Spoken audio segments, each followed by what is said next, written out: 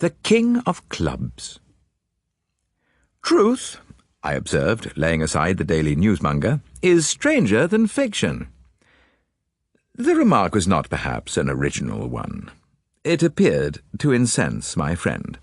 Tilting his egg-shaped head on one side, the little man carefully flicked an imaginary fleck of dust from his carefully creased trousers and observed, "How profound! What a thinker is my friend Hastings!" Without displaying any annoyance at this quite uncalled-for jibe, I tapped the sheet I had laid aside. "You've read this morning's paper?"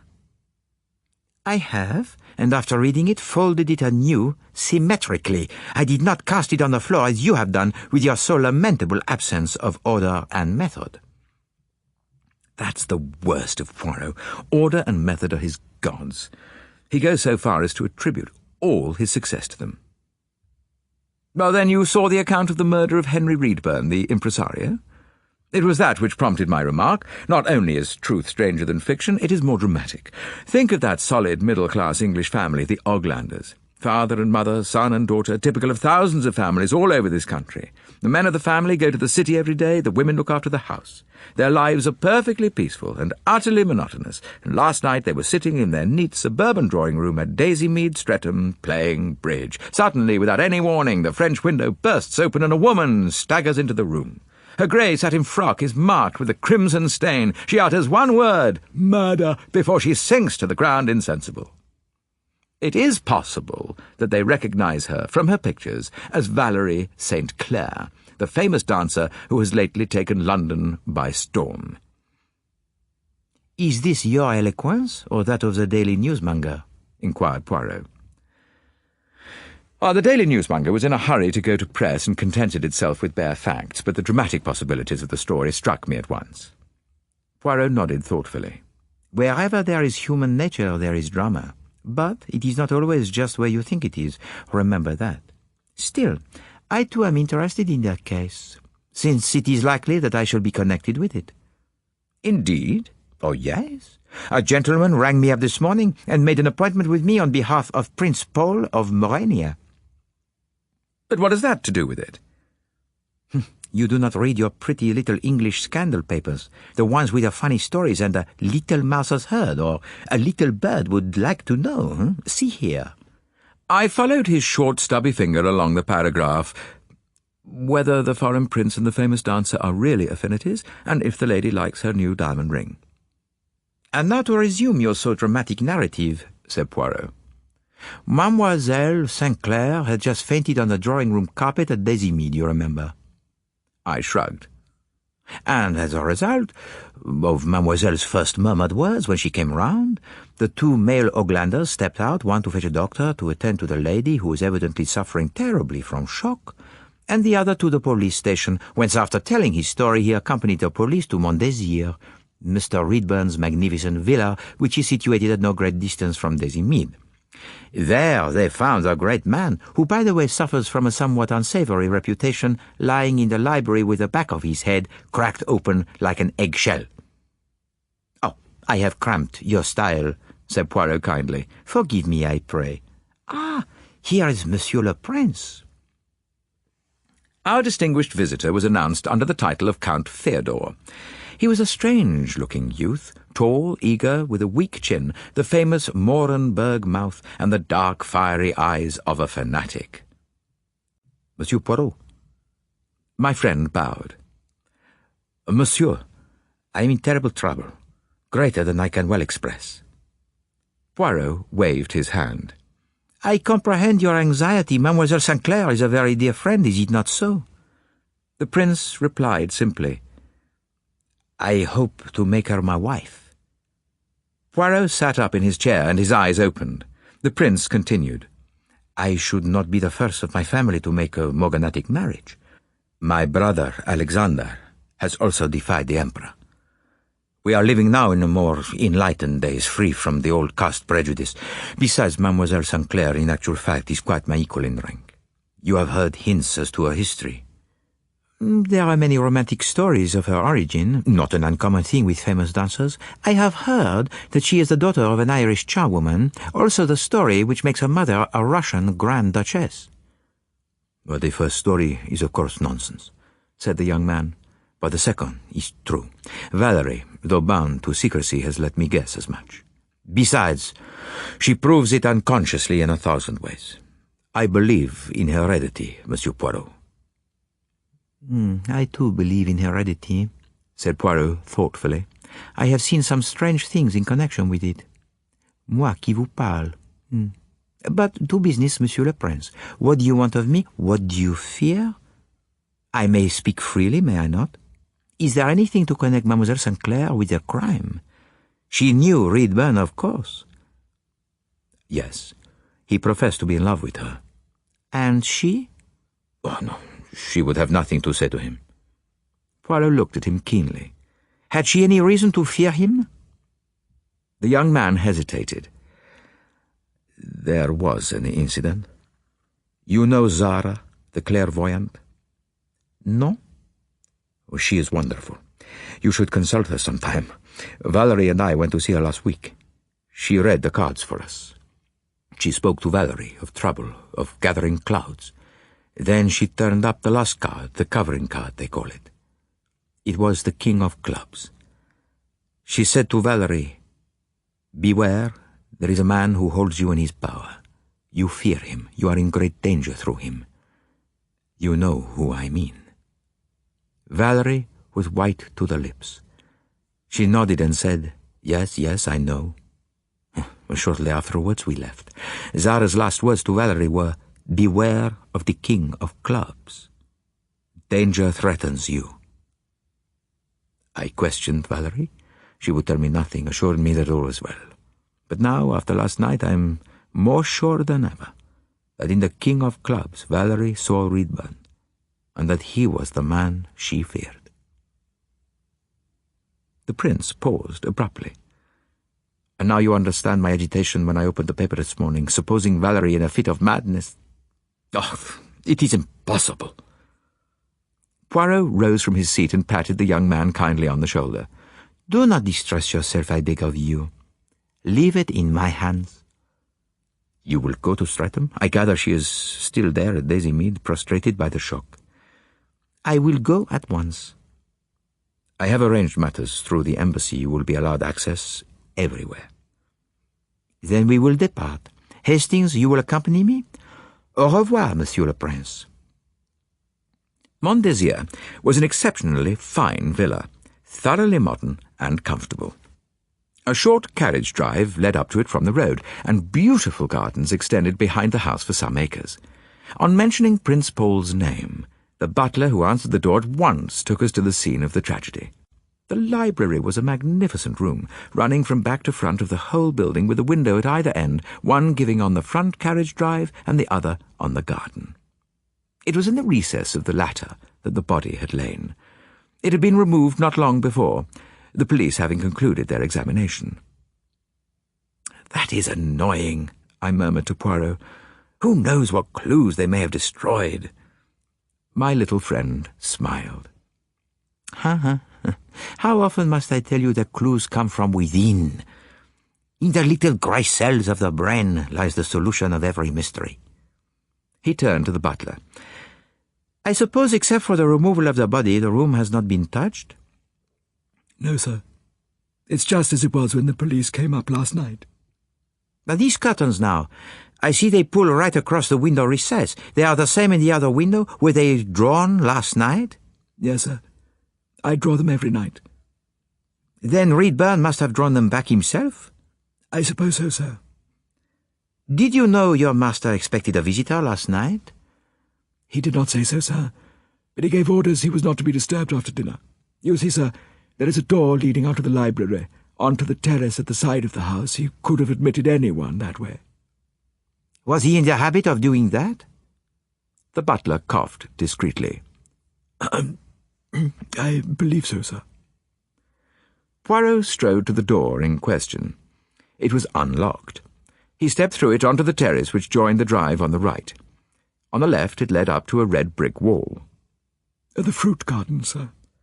There's a door leading into it farther along, but it was always locked at 6 o'clock. Poirot nodded and re-entered the library, the butler following. Did you hear nothing of last night's events? Well, sir, we heard voices in the library a little before 9, but that wasn't unusual, especially being a lady's voice. But, of course, once we were all in the servants' hall, right to the other side, we didn't hear anything at all. And then, about 11 o'clock, the police came. How many voices did you hear? Well, I couldn't say, sir. I only noticed the ladies. Ah. I beg pardon, sir, but Dr. Ryan is still in the house, if you would care to see him. We jumped at the suggestion, and in a few minutes the doctor, a cheery, middle-aged man, joined us and gave Poirot all the information he required. Reedburn had been lying near the window, his head by the marble window seat. There were 2 wounds, one between the eyes and the other, the fatal one, on the back of the head. He was lying on his back? Yes, there's the mark.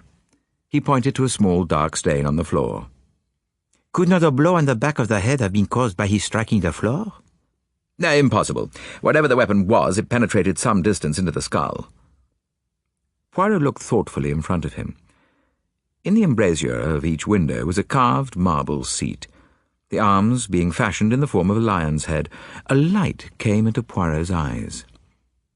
Supposing he had fallen backwards on this projecting lion's head and slipped from there to the ground, would not that cause a wound such as you describe? Yes, it would. But the angle at which he was lying makes that theory impossible, and besides, there could not fail to be traces of blood on the marble of the seat. Unless they were washed away? The doctor shrugged his shoulders. But that's hardly likely. It would be to no one's advantage to give an accident the appearance of murder. Quite so, acquiesced Poirot. Could either the blows have been struck by a woman, do you think? Oh, quite out of the question, I should say. You're thinking of Mademoiselle Sinclair, I suppose. I am thinking of no one in particular until I am sure, said Poirot gently. He turned his attention to the open French window, and the doctor continued. It's through here that Mademoiselle Sinclair fled. You can just catch a glimpse of Daisymead between the trees. Of course, there are many houses nearer to the front of the house on the road, but as it happens, Daisymead, though some distance away, is the only house visible this side. Thank you for your amiability, Doctor, said Poirot. Come, Hastings, we will follow the footsteps of Mademoiselle. Poirot led the way down through the garden, out through an iron gate across a short stretch of green, and in through the garden gate of Daisymead, which was an unpretentious little house in about half an acre of ground. There was a small flight of steps leading up to a French window. Poirot nodded in their direction. That is the way Mademoiselle Sinclair went. For us, who have not her urgency to plead, it will be better to go round to the front door. A maid admitted us and took us into the drawing-room, then went in search of Mrs. Oglander. The room had evidently not been touched since the night before. The ashes were still in the grate, and the bridge table was still in the centre of the room with a dummy exposed and the hands thrown down. The place was somewhat overloaded with gimcrack ornaments, and a good many family portraits of surpassing ugliness adorned the walls. Poirot gazed at them more leniently than I did, and straightened one or two that were hanging a shade askew. La famille, it is a strong tie, is it not? Sentiment, it takes the place of beauty. I agreed, my eyes being fixed on a family group comprising a gentleman with whiskers, a lady with a high front of hair, a stolid, thick-set boy, and 2 little girls tied up with a good many unnecessary bows of ribbon. I took this to be the Oglander family in earlier days, and studied it with interest. The door opened, and a young woman came in. Her dark hair was neatly arranged, and she wore a drab-coloured sports coat and a tweed skirt. She looked at us inquiringly. Poirot stepped forward. Miss Oglander, I regret to derange you, especially after all you have been through. The whole affair must have been most disturbing.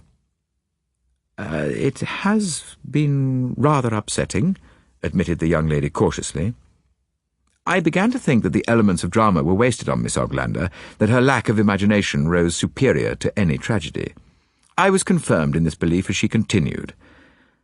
I must apologize for the state the room is in. Servants get so foolishly excited.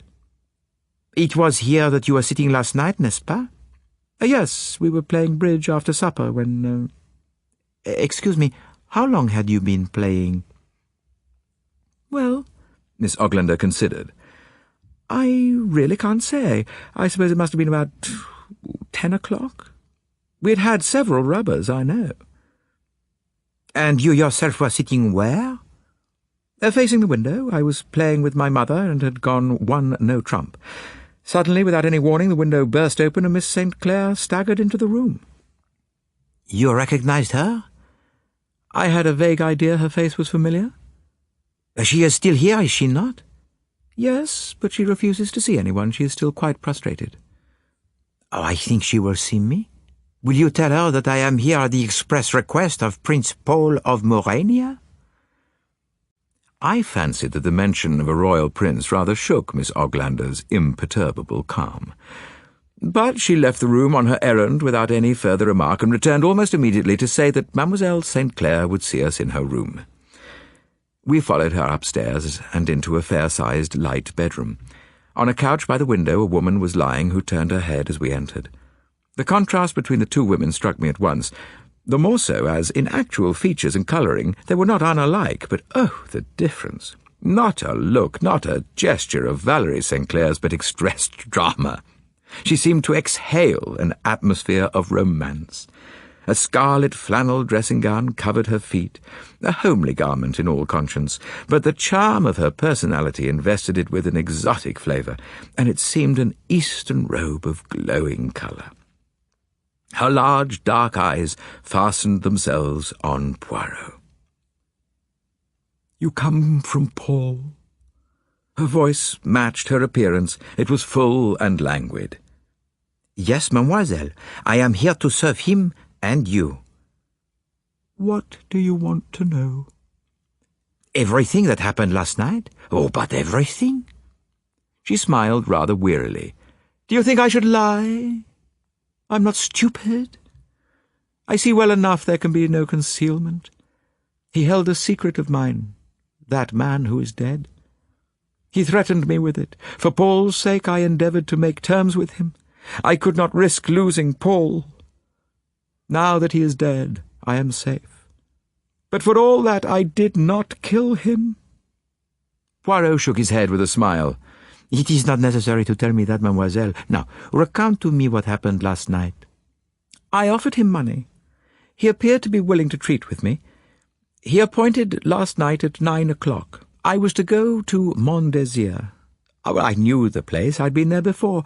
I was to go round to the side door into the library, so that the servants should not see me.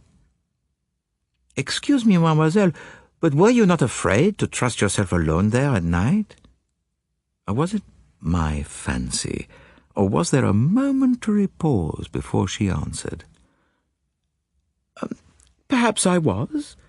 But you see, there was no one I could ask to go with me, and I was desperate. Reedburn admitted me to the library. Oh, that man! I am glad he's dead. He played with me as a cat does with a mouse. He taunted me. I begged and implored him on my knees. I offered him every jewel I have, all in vain. Then he named his own terms, and perhaps you can guess what they were. I refused. I told him what I thought of him. I raved at him. He remained calmly smiling. And then, as I fell to silence at last, there was a sound from behind the curtain in the window. He heard it too. He strode to the curtains and flung them wide apart. There was a man there, hiding, a dreadful-looking man, a sort of tramp. He struck at Mr. Reedburn. Then he struck again, and he went down. The tramp clutched at me with his blood-stained hand. I tore myself free, slipped through the window, and ran for my life. Then I perceived the lights in this house and made for them. I almost fell into the room. I just managed to gasp out, "Murder!" And then everything went black. Thank you, mademoiselle. It must have been a great shock to your nervous system. As to this tramp, could you describe him? Do you remember what he was wearing?" "No, it was all so quick. But I should know the man anywhere. His face is burnt in on my brain." "Just one more question, mademoiselle. The curtains of the other window, the one giving on the drive, were they drawn?" For the first time a puzzled expression crept over the dancer's face. She seemed to be trying to remember. "Eh bien, mademoiselle?" "I think I'm almost sure. Yes, quite sure. They were not drawn." "Oh, that is curious, since the other ones were. No matter. It is, I dare say, of no great importance. You are remaining here long, mademoiselle?" "The doctor thinks I shall be fit to return to town tomorrow." She looked around the room. Miss Oglander had gone out. "These people, they're very kind, but they're not of my world. I shock them, and to me, well, I'm not fond of the bourgeoisie." A faint note of bitterness underlay her words. Poirot nodded. "I understand. I hope I have not fatigued you unduly with my questions." "Oh, not at all, monsieur. I'm only too anxious Paul should know all as soon as possible." "Then I will wish you good day, mademoiselle." As Poirot was leaving the room, he paused and pounced on a pair of patent leather slippers. "Yours, mademoiselle?" Yes, monsieur. They have just been cleaned and brought up." "Ah," said Poirot as we descended the stairs. "It seems that the domestics are not too excited to clean shoes, though they forget a grate. Well, mon ami, at first there appeared to be 1 or 2 points of interest, but I very much fear, that we must regard the case as finished. It all seems straightforward enough." "And the murderer?"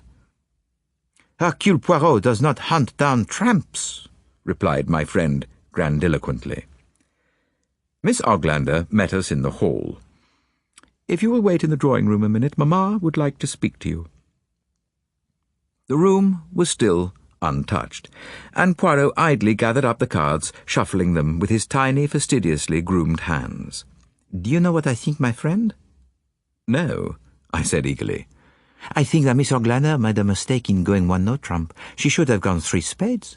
"Oh, Poirot, you are the limit." "Mon Dieu, I cannot always be talking blood and thunder." Suddenly he stiffened. Hastings!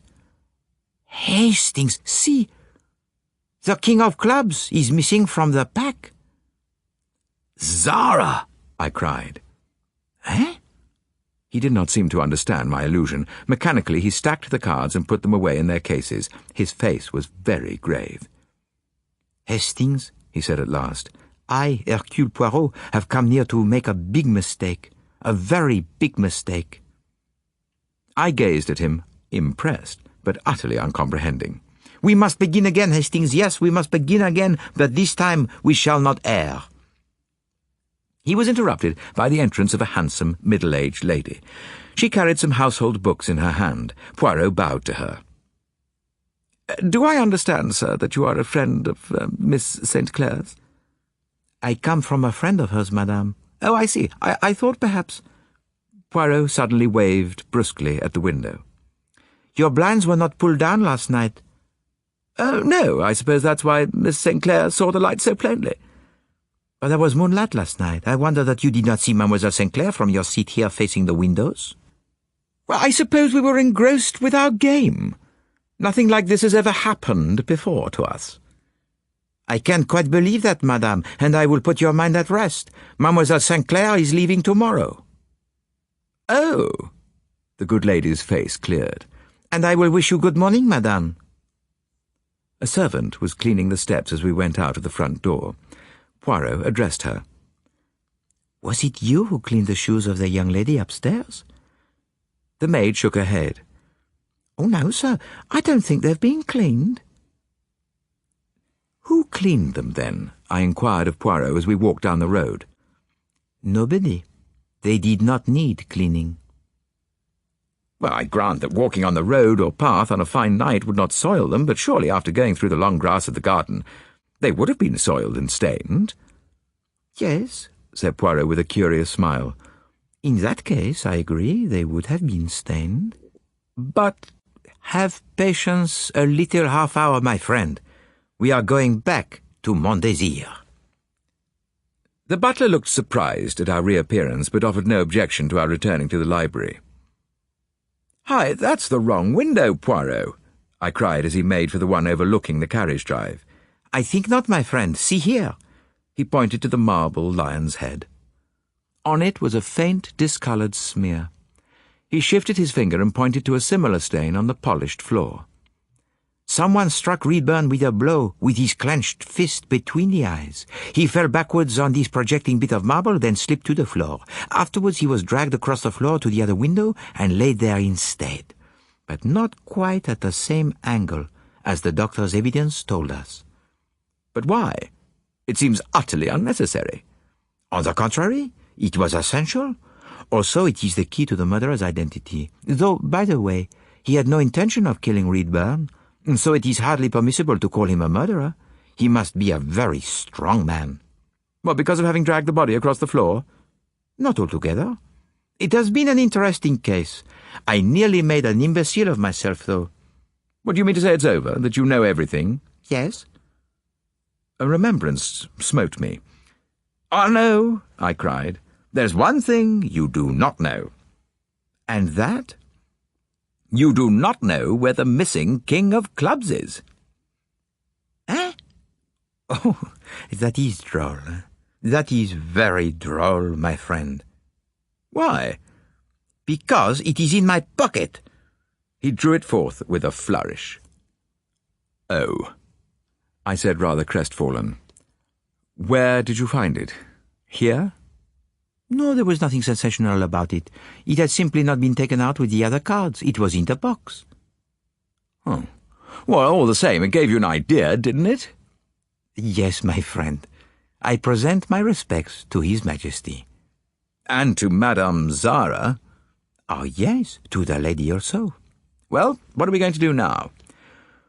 We are going to return to town, but I must have a few words with a certain lady at Désimide first. The same little maid opened the door to us. They're all at lunch now, sir, unless it's Miss St. Clair you want to see, and she's resting. It will do if I can see Mrs. Oglander for a few minutes. Will you tell her? We were led into the drawing-room to wait. I had a glimpse of the family in the dining-room as we passed, now reinforced by the presence of two heavy, solid-looking men, one with a moustache, the other with a beard also. In a few minutes, Mrs. Oglander came into the room looking inquiringly at Poirot, who bowed. Madame, we in our country have a great tenderness, a great respect for the mother, the mère de famille. She is everything. Mrs. Oglander looked rather astonished at this opening. It is for that reason that I have come, to allay a mother's anxiety. The murderer of Mr. Redburn will not be discovered, have no fear. I, Hercule Poirot, tell you so. I am right, am I not? Or is it a wife that I must reassure? There was a moment's pause. Mrs. Oglander seemed searching Poirot with her eyes. At last she said quietly, "I don't know how you know, but yes, you are right." Poirot nodded gravely. That is all, madame. But do not be uneasy. Your English policemen have not the eyes of Hercule Poirot. He tapped the family portrait on the wall with his fingernail. You had another daughter once. She is dead, madame? Again there was a pause, as she searched him with her eyes. Then she answered, "Yes, she is dead." "Ah," said Poirot briskly. "Well, we must return to town. You permit that I return the King of Clubs to the pack?" It was your only slip. You understand, to have played bridge for an hour or so with only 51 cards? Well, no one who knows anything of the game would credit it for a minute. Bonjour. And now, my friend, said Poirot as we stepped towards the station, you see it all. I see nothing. Who killed Reedburn? John Oglander, Jr. I was not quite sure if it was the father or the son, but I fixed on the son as being the stronger and younger of the two. It had to be one of them because of the window. Why? There were 4 exits from the library. 2 doors, 2 windows. But evidently only one would do. 3 exits gave on the front, directly or indirectly. The tragedy had to occur in the back window in order to make it appear that Valerie St. Clair came to Daisy Mead by chance. Really, of course, she fainted, and John Oglander carried her across over his shoulders. That is why I said he must be a strong man. Did they go there together, then? Yes. You remember Valerie's hesitation when I asked her if she was not afraid to go alone? John Oglander went with her, which didn't improve Reedburn's temper, I fancy. They quarrelled, and it was probably some insult levelled at Valerie that made Oglander hit him. The rest you know. But why the bridge? Bridge presupposes 4 players.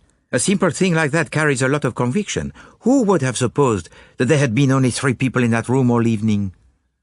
I was still puzzled. Now, there's one thing I don't understand. What have the Oglanders to do with the dancer Valerie St. Clair? That I wonder you did not see. And yet you looked long enough at a picture on the wall, longer than I did. Mrs. Oglander's other daughter may be dead to her family, but the world knows her as Valerie St. Clair. What? Did you not see the resemblance the moment you saw the 2 sisters together? Well, no, I confessed. I only thought how extraordinarily dissimilar they were. That is because your mind is so open to external romantic impressions, my dear Hastings. Their features are almost identical, so is the colouring. The interesting thing is that Valerie is ashamed of her family, and her family is ashamed of her. Nevertheless, in a moment of peril, she turned to her brother for help, and when things went wrong, they all hung together in a remarkable way. Family strength is a marvellous thing. They can all act, that family. That is where Valerie gets her histrionic talent from. I, like Prince Paul, believe in heredity. They deceived me. But for a lucky accident and test question to Mrs. Oglander, by which I got her to contradict her daughter's account of how they were sitting, the Oglander family would have put a defeat on Hercule Poirot. Well, what shall you tell the prince? That Valerie could not possibly have committed a crime, and that I doubt if that tramp will ever be found. Also to convey my compliments to Zara. A curious coincidence, that. I think I should call this little affair the adventure of the King of Clubs. What do you think, my friend?